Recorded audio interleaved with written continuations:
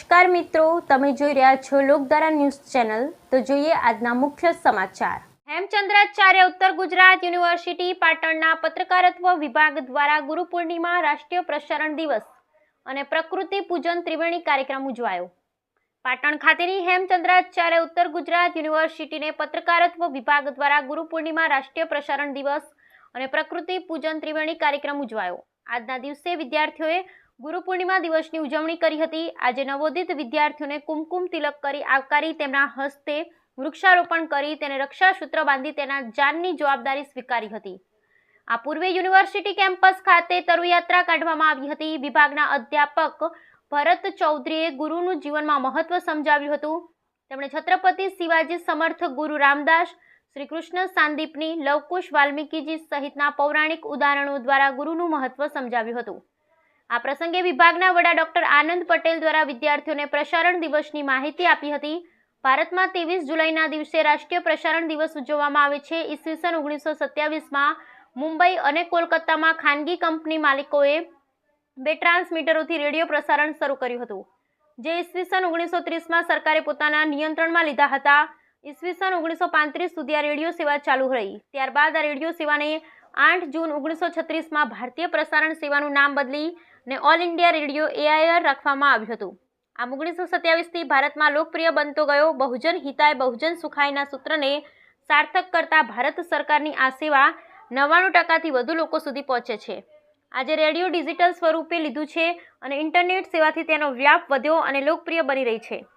આ ત્રિવેણી કાર્યક્રમમાં વિભાગના વડા ડોક્ટર આનંદ પટેલ, ભરતભાઈ ચૌધરી, નિસર્ગ ખમાર, ચિરાગ પટેલ, જીતુભાઈ દેસાઈ સહિત અધ્યાપકો ઉપસ્થિત રહ્યા હતા। દિનેશભાઈએ કાર્યક્રમનું સંચાલન અને સર્વદમન જોશીએ આભાર વિધિ કરી હતી।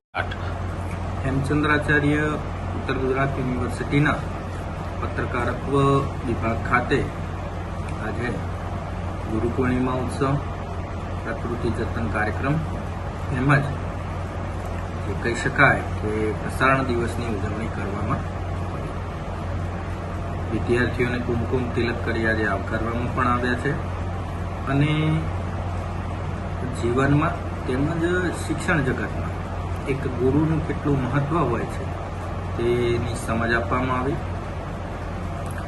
પૌરાણિક જે કથાનો છે તે મુજબ શ્રી કૃષ્ણ અને ગુરુ સાંદીપની, શિવાજી મહારાજ અને સમર્થ રામદાસ,